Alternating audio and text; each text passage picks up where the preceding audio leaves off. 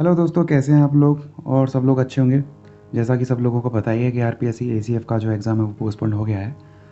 तो अब तक मैंने जो दोस्तों इसमें मैथमेटिक्स की सीरीज़ में मैंने जब तक पढ़ाया था वो आपको पता ही है। 2D 3D पढ़ा दी थी, अलजेब्रा पढ़ा दिया था, रियल एंड कॉम्प्लेक्स एनालिसिस पढ़ा दिया था। और जो भी पढ़ाया था उसकी जो प्लेलिस्ट में जाके आप चेक कर सकते हो। आज देखो मैं डिफरेंशियल इक्वेशन जो है वो स्टार्ट कर रहा हूँ। और अपनी प्रिपरेशन को जो भी है आप फिर से स्टार्ट कर देना, और डिमोराइज होने की कोई बात नहीं है, ठीक है ना। तो अपनी प्रिपरेशन को फिर से अच्छे से स्टार्ट करते हुए और जुड़ जाना। तो देखो डिफरेंशियल इक्वेशन पढ़ते हैं तो इसमें देखो डिफरेंशियल इक्वेशन होती क्या है। सबसे पहली बात तो ये, डिफरेंशियल इक्वेशन का मतलब ही क्या हो रहा है, डिफरेंशिएशन, यानी कि एक ऐसी इक्वेशन जिसमें क्या इन्वॉल्व होते हो, डेरिवेटिव्स और कोफिशिएंट या फिर डिफरेंशियल कोफिशिएंट।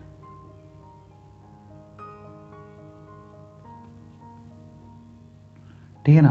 तो जिस इक्वेशन में डेरिवेटिव्स हो या डिफरेंशियल इक्वेशन हो या फिर डिफरेंशियल कोफिशिएंट हो या फिर ऐसी इक्वेशन जो डिफरेंशिएट होने लायक हो, वो क्या होती है, डिफरेंशियल इक्वेशन होती है। सीधा सीधा समझे तो अब देखो ये कितना है कि एक तो होती है ऑर्डिनरी ऑर्डिनरी डिफरेंशियल इक्वेशन, ठीक है। एक तो होती है ऑर्डिनरी डिफरेंशियल इक्वेशन और एक होती है पार्शियल। दोनों वर्ड आपने सुने होंगे। किसी भी चीज़ को करो तो जड़ से करो, उसकी हिस्ट्री पता होनी चाहिए थोड़ी बहुत, जिससे कि क्या है, कंसेप्ट क्लियर हो, ठीक है। देखो ऑर्डिनरी डिफरेंशियल इक्वेशन क्या होती है दोस्तों, एक ऐसी इक्वेशन जिसमें जो डिफरेंशियल कोफिशिएंट्स होते हैं ना, वो क्या होते हैं, सिंगल इंडिपेंडेंट वेरिएबल होते हैं। उसमें सिंगल इंडिपेंडेंट वेरिएबल्स होते हैं। अब थ्योरी से समझ में आए चाहे ना आए, लेकिन आप देखो यहाँ से आप समझोगे तो मैं बताता हूँ आपको कि अगर मैं एग्जाम्पल इसका दूँ तो हो जाएगा। देखो x square d x plus y square d y is equal to zero.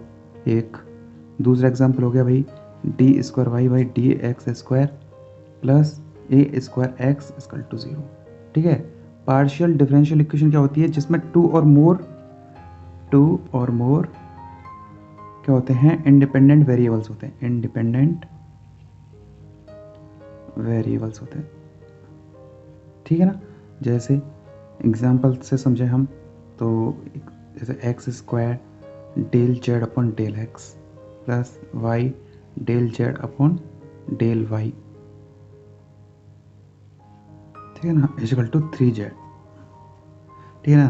देखो x भी है, y भी है, z भी है। कितने इंडिपेंडेंट वेरिएबल हो गए, 3। यहाँ पर x और y के अलावा कोई नहीं है, ठीक है ना। तो समझ में आया ऑर्डिनरी और पार्शियल का मतलब क्या होता है।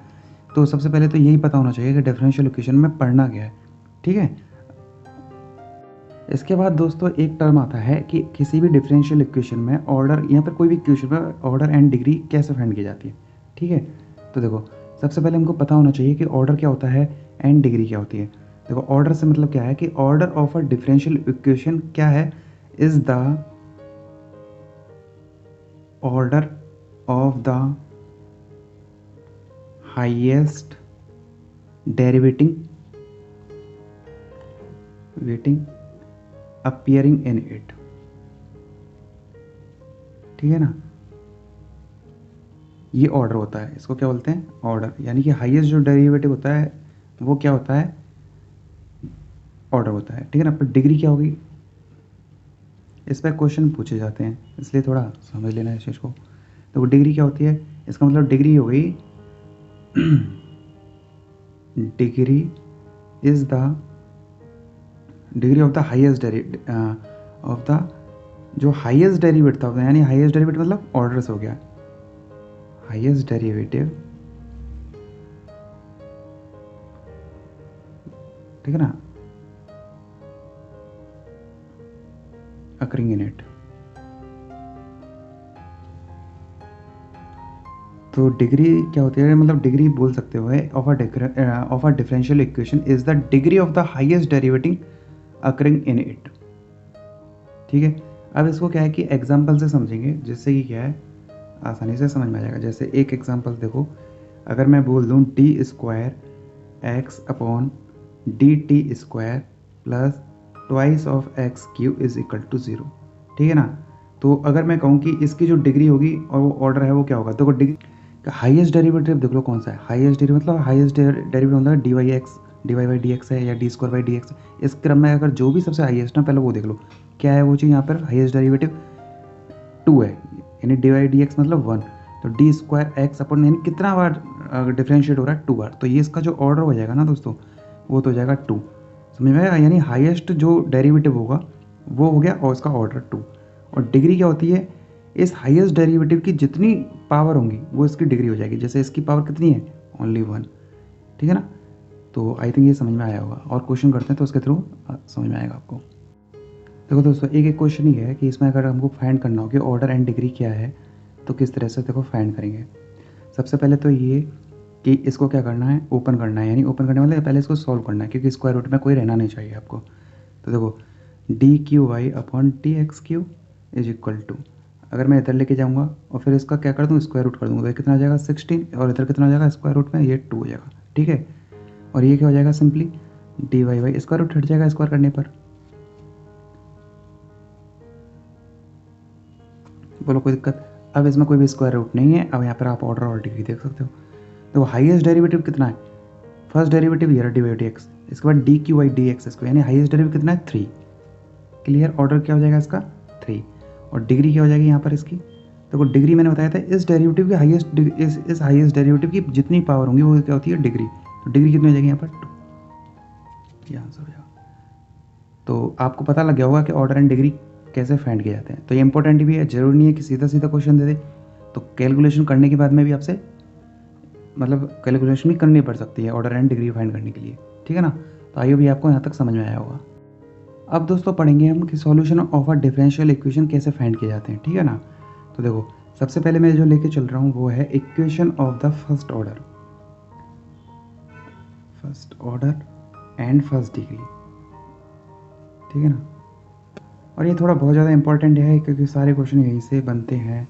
तो हम ओवरऑल अब पढ़ने वाले हैं सॉल्यूशन, और उसमें भी कौन से के लिए, first degree and first degree के लिए, first order and first degree के लिए। तो कितने मेथड है पहले तो ये देख लो, इसके अंदर 4 मेथड है टोटल। एक तो हो जाएगा वेरिएबल सेपरेशन मेथड, ठीक है। दूसरा हो जाएगा होमोजेनियस इक्वेशन के लिए, ठीक है। थर्ड हो जाएगा आपका इसमें लीनियर इक्वेशन अगर हो तब सॉल्यूशन फाइंड करना, ठीक है ना। और एक हो जाएगा आपका जब एग्जैक्ट इक्वेशन हो तब कैसे फाइंड किए जाते हैं, एग्जैक्ट इक्वेशन जब हो तो कैसे फाइंड किए जाते हैं सॉल्यूशन, ठीक है ना। देखो वेरिएबल सेपरेशन को बताता हूँ सबसे पहले, वेरिएबल सेपरेशन, ठीक है ना। देखो वेरिएबल सेपरेशन जो होता है, अब आपको पता लग गया ना फर्स्ट ऑर्डर का मतलब क्या है, फर्स्ट डिग्री का मतलब क्या है। अब देखो वेरिएबल सेपरेशन जो मेथड होता है उसका मतलब यहाँ से समझ में आ रहा होगा कि जो वेरिएबल होता है उनको क्या करना है, सेपरेट करना है। मतलब बस माइंड में एक ही चीज़ याद रखना, सेपरेशन से एक्स का एक्स के साथ, वाई का वाई के साथ। क्या मतलब इसका, क्वेश्चन के थ्रू समझते हैं। देखो एक क्वेश्चन अगर आपको आया d y upon d x is equal to e की पावर एक्स प्लस वाई और plus x square to e y, इस तरह का अगर कोई क्वेश्चन हो तो इसका सॉल्यूशन चाहिए हमको। तो देखो कैसे करेंगे, ठीक है। तो सबसे पहले क्या करना है वेरिएबल सेपरेशन में कि सबसे पहला मेथड भी यही है, सिर्फ इसको नाम दे दिया है। लेकिन आप याद रखना कभी भी अगर सॉल्यूशन फाइंड करने हो किसी डिफरेंशियल इक्वेशन के तो आप पहले सबसे पहले देखो कि सेपरेशन इजीली हो रहा है कि नहीं हो रहा, ठीक है ना। तो यहाँ देखो मैं लिख सकता हूँ ई की पावर एक्स इंटू ई की power y plus x square into e की पावर वाई, ठीक है।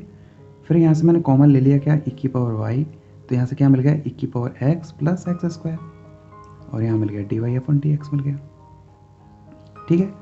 अब इसके बाद में जब ई की पावर वाई को मैं इसके डी वाई के साथ मिलाऊंगा तो क्या हो जाएगा ई की power minus y into d y, यानी कि इधर आ जाएगा, ऊपर ले जाऊंगा तो माइनस में आ जाएगा। और डी एक्स के साथ में क्या आ जाएगा ई की पावर एक्स और प्लस एक्स स्क्वायर आ जाएगा। बोलो इसके बाद में आपको क्या करना है कि डी वाई के साथ वाई वाले टर्म आ गए, डी एक्स के साथ एक्स वाले टर्म आ गए। यानी कि हम बोल सकते हैं कि वेरिएबल सेपरेशन जो मेथड हो रहा है वो अप्लाई हो रहा है। तो आपको क्या करना है, सिंपली इंटीग्रेशन कर देना है, ठीक है ना। तो क्या करना है इनको, इंटीग्रेटिंग या इंटीग्रेशन कुछ भी बोल दो, इंटीग्रेटिंग बोथ साइड्स। देखो अगर इंटीग्रेशन करूँगा तो यहाँ से क्या मिल जाएगा, ई की पावर माइनस वाई है, ठीक है ना। तो आगे आ जाएगा, देखो माइनस ई की power minus y, clear. Is equal to e की e x into d x मतलब ई की पावर एक्स और प्लस एक्स के स्क्वायर का कितना हो जाएगा एक्स क्यू बाई 3 हो जाएगा, सिंपल। लेकिन सी लगाना मत भूलना, कांस्टेंट टर्म आएगा इसमें, ठीक है ना। तो इस तरीके से हम किसी भी इक्वेशन के मतलब सॉल्यूशन को फाइंड कर सकते हैं। सॉल्यूशन का मतलब क्या हो गया कि डिफरेंशिएशन जो फैक्टर था वो हट जाता है। सॉल्यूशन का मतलब क्या है कि वाई में कोई हमको क्या मिल जाती है, इक्वेशन मिल जाती है। तो आई थिंक ये आपको समझ में आया होगा। और क्वेश्चन करते हैं जैसे आपका ये कंसेप्ट क्लियर हो, क्योंकि इस पर बेस्ड बहुत सारे क्वेश्चन बन सकते हैं। तो आपकी प्रैक्टिस इतनी हो जानी चाहिए कि कैसा भी क्वेश्चन आ जाए आपको बीच में अटकना बिल्कुल भी नहीं है, ठीक है। देखो दोस्तों, एक क्वेश्चन ये है कि d y by d x is equal to x plus y plus 1 का whole square if y of 0 is equal to x, 0 पर वाई क्या हो रहा है, 0 हो रहा है। इसको सॉल्व करना है। देखो कैसे सॉल्व करेंगे। सबसे पहले तो देखो वेरिएबल सेपरेशन माइंड में आना चाहिए। क्या एक्स के साथ एक्स वाला जा रहा है, कुछ ऐसा हो रहा है। तो देखो आपकी जब बहुत ज़्यादा प्रैक्टिस हो जाएगी ना दोस्तों, तो आप इस क्वेश्चन को देखते ही आपको पता लग जाएगा कि इसमें करना क्या है, ठीक है। तो देखो ऐसे क्वेश्चन में आपको जब भी कुछ करना मतलब क्या करना होता है कि एक्स प्लस वाई प्लस 1 को टी ले लो। ईजी करने के लिए आप कभी भी किसी भी वक्त आप क्या ले सकते हो, किसी चीज़ को ले सकते हो, टी ले सकते हो, ठीक है ना। इससे मैं क्या कर सकता हूँ, यहाँ से d y by d x की वैल्यू फाइंड करता हूँ। तो देखो यहाँ से d y by d x कितना आ जाएगा, देखो 1 plus d y by d x, 1 का 0 हो जाएगा और डी टी क्या जाएगा ये इसका d t by d x हो जाएगा। बोलो यहाँ से d y by d x क्या मिल गया मेरे को, d t by d x minus 1 हो गया। यानी कि डी वाई डी एक्स को मैंने किस में फॉर्म कर दिया, D t by d x में। पहली बात क्लियर। चलो तो लिख लेता हूँ डी वाई डी एक्स की जगह D t by d x minus 1, ठीक है। एक्स प्लस वाई प्लस 1 को आपने किया लिया टी, तो ये क्या आ जाएगा टी का स्क्वायर हो जाएगा। बोलो इसके बाद यहाँ से D t by d x कितना हो जाएगा दोस्तों, D t by d x हो जाएगा टी स्क्वायर प्लस 1 हो जाएगा। अब ये एक कंप्लीट टी में बन गया, ठीक है ना। तो ये कितना हो जाएगा, देखो 1 upon t square plus 1 into d t equal to d x हो जाएगा। बोलो अब दोनों तरफ क्या कर दूँगा, इंटीग्रेट कर दूंगा दोनों तरफ से, ठीक है ना। तो देखो 1 अपॉन टी स्क्वायर प्लस 1 क्या किसका होता है, ये आपको पता होना चाहिए। 1 अपॉन टी स्क्वायर प्लस 1 किसका होता है, टेन इनवर्स टी का होता है, कोई दिक्कत। और डी एक्स मतलब क्या हो गया एक्स और प्लस का क्या हो गया सी हो जाएगा। बोलो कोई दिक्कत यहाँ तक। अब टेन इनवर्स टी था, टी आपने क्या लिया था, जो भी अपने माना था उसको लिख लो यहाँ पे। या फिर ये मैं क्या लिख सकता हूँ यहाँ से, इनको देखो टी इजकल टू लिख सकता हूँ यहाँ से कितना, टेन ऑफ एक्स प्लस सी लिख सकता हूँ ना। तो टी इजकल टू क्या हो गया एक्स प्लस वाई प्लस 1 और ये हो जाएगा टेन ऑफ एक्स प्लस सी हो जाएगा। बोलो कोई दिक्कत। अब आपको जो कंडीशन दी थी वो कंडीशन देख लो, क्या कंडीशन दी हुई है, यानी कि y ऑफ 0 यानी x इजकल टू 0 पर y कितना है 0। तो यहाँ लिख लो इस चीज़ को, x इजकल टू 0 पर y इजकल टू क्या है 0, रख दो इसमें। तो देखो x इजकल टू 0 रख दिया, y इजकल टू 0 यानी कितना हो गया 1 इधर से। तो और टेन ऑफ c मिल जाएगा, सिर्फ हमको क्या मिल जाएगा टेन ऑफ c मिल जाएगा। यानी कि c की वैल्यू कितनी आ जाएगी, यहाँ से पाई बाई 4 आ जाएगी, क्योंकि 1 किसकी होती है, टेन पाई बाई 4 की होती है ना। c मिल गया आपको। अब आपको c की वैल्यू पता लगी तो आप इसमें ईजिली रख सकते हो। क्या हो जाएगा x plus y plus 1 is equal to tan of x plus pi by 4, ये क्या हो जाएगा आंसर हो जाएगा। बोलो कोई दिक्कत इस क्वेश्चन को करने में। तो इस तरीके से देखो दोस्तों हम क्वेश्चन को सॉल्व कर सकते हैं। और वेरिएबल सेपरेशन क्या है, इसकी बहुत ही बेसिक फॉर्म है, जो सिर्फ अगर नाम अगर दे के पढ़ो तो भी ठीक है, वरना आपको देखते सबसे पहला जो प्रोसीजर होता है डिफरेंशियल इक्वेशन में सॉल्यूशन फाइंड करने का वो यही होता है। आई होप दोस्तों ये सब आपको यहाँ तक तो समझ में आया होगा। एंड देखो पेपर जैसे पोस्टपोन्ड हो गया है तो अपनी तैयारी में जुटे रहना, क्योंकि ज़्यादा टाइम आपको मिलना नहीं है, ठीक है ना। क्योंकि उन्होंने रीज़न आपको पता ही है साफ साफ क्या दिया हुआ है, ड्यू टू कोरोना एंड महाविद्यालयों की परीक्षा सेम तिथि पर होने की वजह से। तो सीधी सी बात यह है कि अगर पेपर बन के भी रेडी भी होगा और 20 को अगर होना था, ऑब्वियसली बात है दोस्तों कि अगर 20th को अगर आपका पेपर था तो वो होना तो था ही, लेकिन एग्ज़ाम क्या था कि जो यूनिवर्सिटी के एग्ज़ाम थे वो सेम डेट पे होने की वजह से आपका पोस्टपोन्ड हो गया। यानी कि आपको ज़्यादा टाइम मिलने वाला नहीं है, ठीक है ना। ये प्रेडिक्शन है और आपको पता है कि हर बार जो प्रेडिक्शन किया है वो गलत नहीं हुआ है। तो इसलिए अपनी तैयारी पर लगे रहना। आप सोचो कि अरे अब तो बहुत सारा टाइम मिल गया और सोच के अपनी तैयारी छोड़ दो, तो ऐसा मत करना, क्योंकि अब तक जितना किया था वो सब आपका बैक हो जाएगा। तो अब टाइम मिल रहा है तो अच्छे से करो जितना भी हो सकता है, ठीक है ना। और सीधी सी बात है यार, देखो बड़ी चीज़ों के लिए मेहनत तो करनी पड़ेगी और सब्र भी रखना पड़ेगा आपको, क्योंकि अगर बहुत बड़ा खजाना अगर आप चाहते हो और उसके लिए आप जा रहे हो, ठीक है ना, तो उस रास्ते में अगर सोने के छोटे मोटे टुकड़े मिल जाएँ तो उनसे क्या है, भ्रमित नहीं होना चाहिए, ठीक है ना। तो छोटे मोटे अगर एग्ज़ाम आते रहते हैं बीच में, तो उनसे भ्रमित मत होना। लाइफ में जो टारगेट बनाया है उसको लेके चलना और अपने सपनों को पूरा करना। आई होप दोस्तों कि यह आपको लेक्चर पसंद आया होगा। और देखो, अब वीडियो डेली आएंगी, तो जितना हो सकेगा हम कराने की कोशिश करेंगे, जितना भी हो पाएगा। और आपने जितने भी पुराने वीडियोस थे उनको इतना आपने सराहा, उसके लिए थैंक यू सो मच। और फिर भी अगर कोई डाउट हो तो आप मेरे को कमेंट करके पूछ सकते हैं। तो मिलते हैं नेक्स्ट वीडियो में, नेक्स्ट कंसेप्ट के साथ में। Bye bye, take care.